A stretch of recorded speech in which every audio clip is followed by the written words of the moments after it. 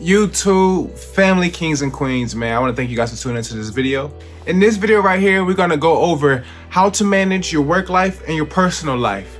It's a very challenging thing, but one of the most important things you could possibly learn. So this is going to be very, so much information in this one right here. So if at any point in this video you find this of value to you, hit that subscribe button, join my YouTube family.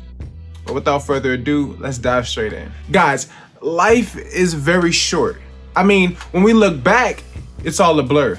But when we look forward, we're like, man, it's so much life left. And that's so true. I'm 25 years old right now, and I don't even know, like, it just happened. It literally just happened. And sometimes I'm afraid, and maybe you might feel the same way, that if I close my eyes long enough, I'll be 50 years old tomorrow. But at the same time, no, like, we do have a lot of time. But guys, the average human is living about 72, 73 years. And I'm sure that, and I hope that you guys watching this today, we're gonna be blessed to live beyond that, Point here is that with the time that we have, it's very important to understand that our time is limited, and we should be focusing or trying to figure out how we can spend more time on the things we value, the things we love, things we care about, all the things that bring us joy and pleasure and that make life more enjoyable.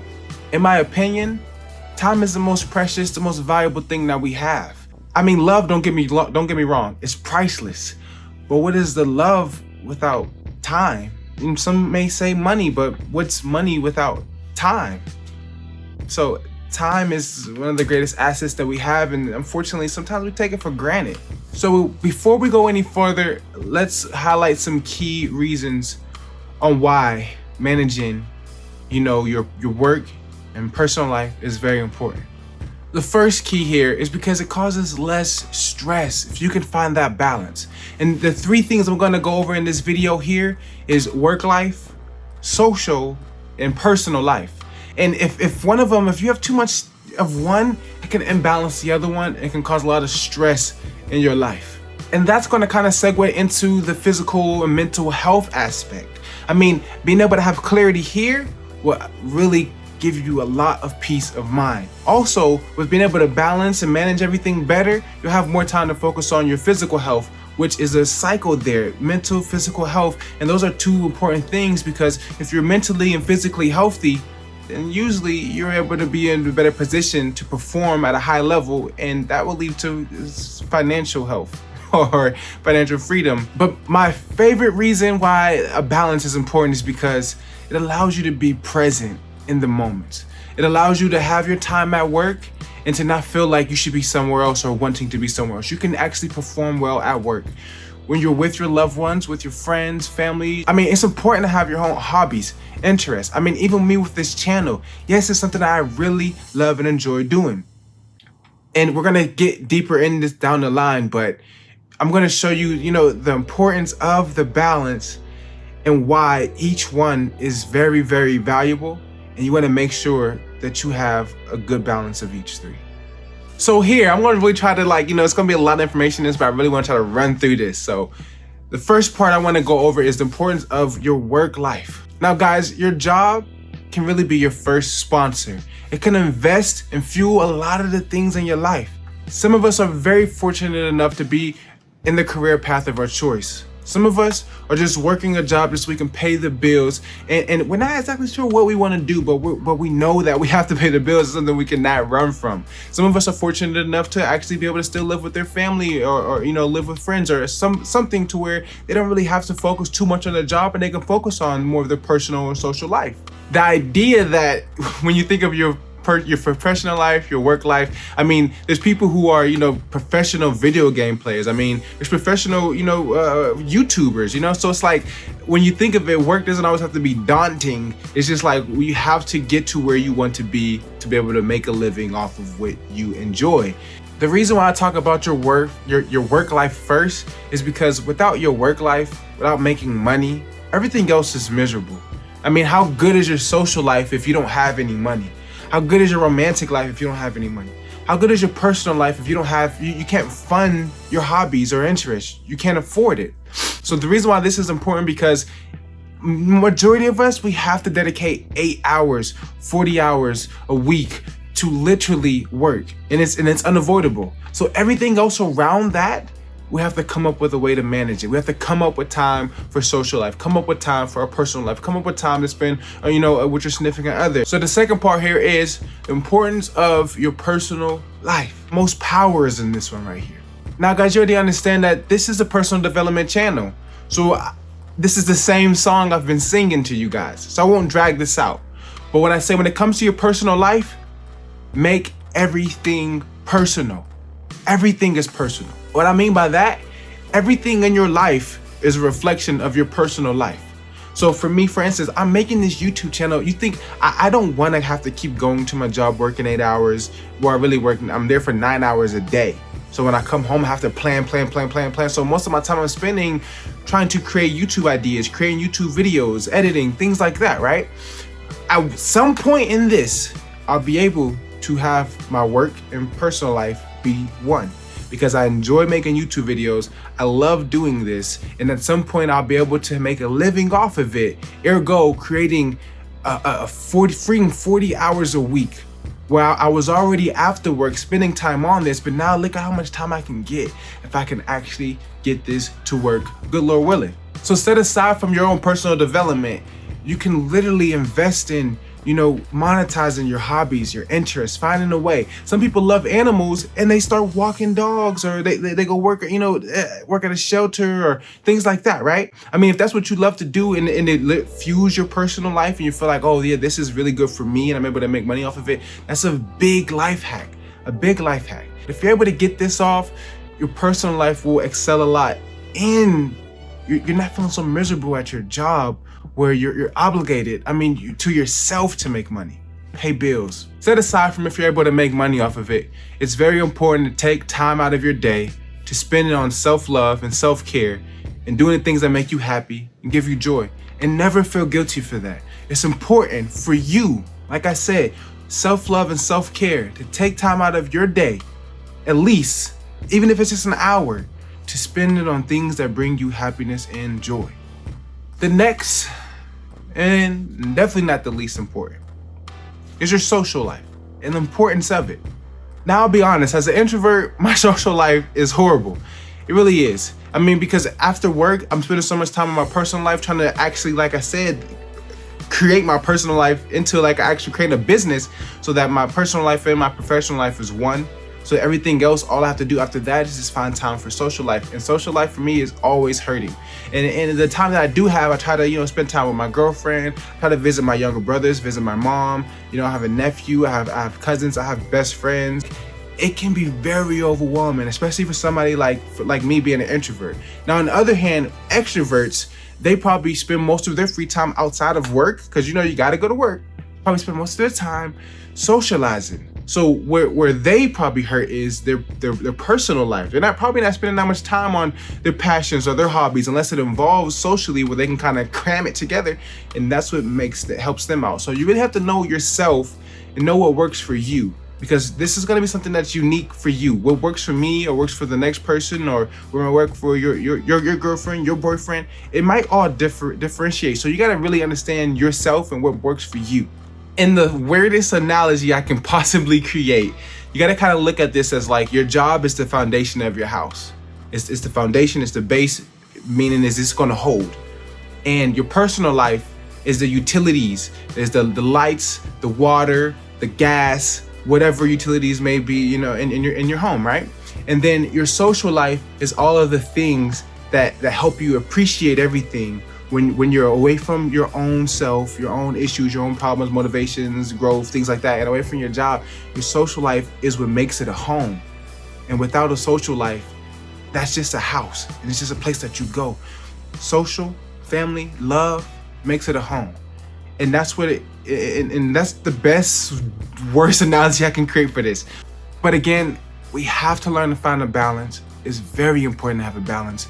Too much of one thing could literally throw it off. It could create stress, can create depression, and a lot of other things. So it's important to be aware of what you're lacking or what you have too much of in your life. So I know I've broken this down a lot.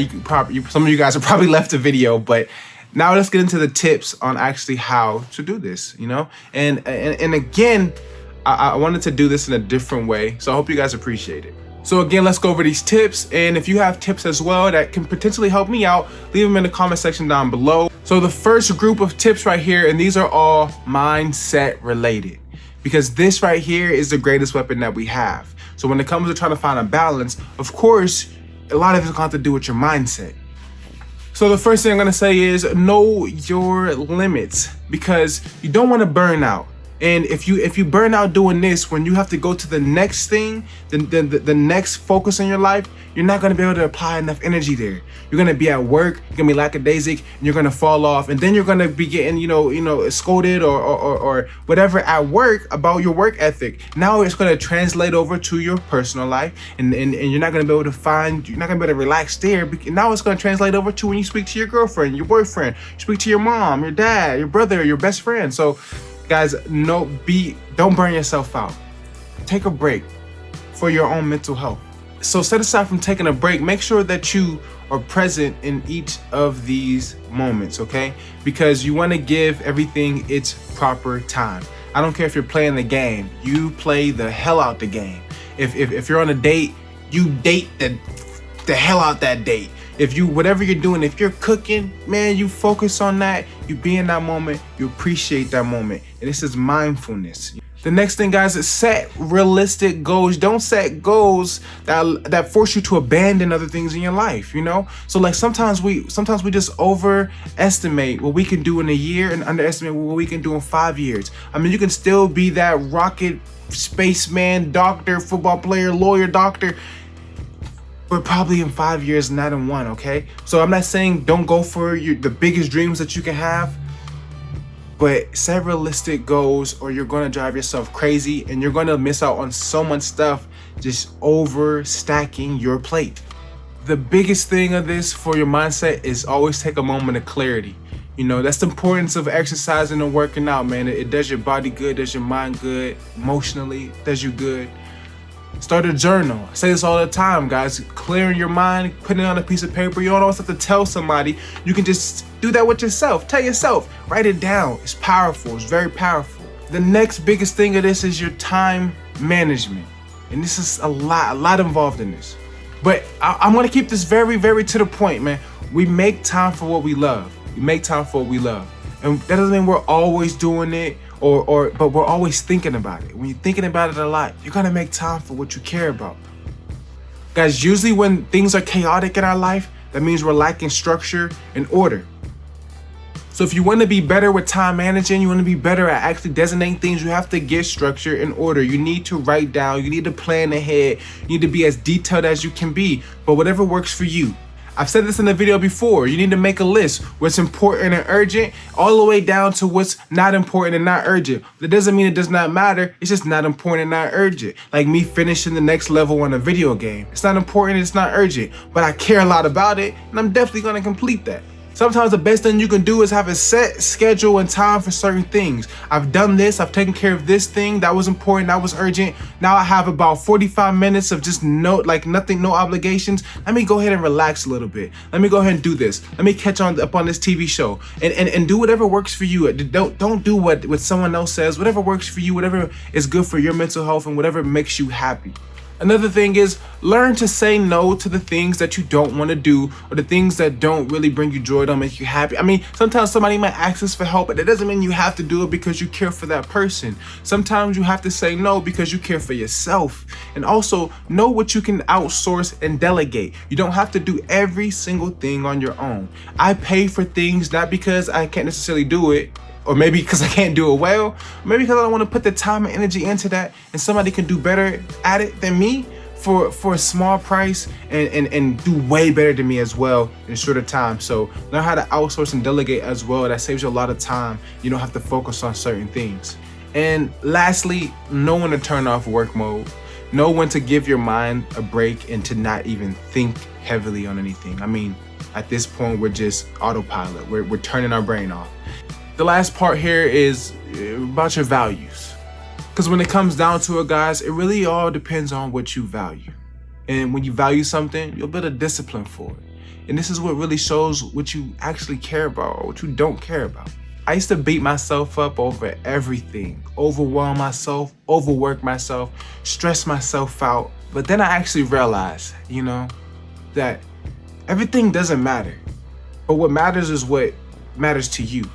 Not what someone think, not worrying about how you might look, not worrying about what somebody might say. What matters to you. That's the only thing that matters.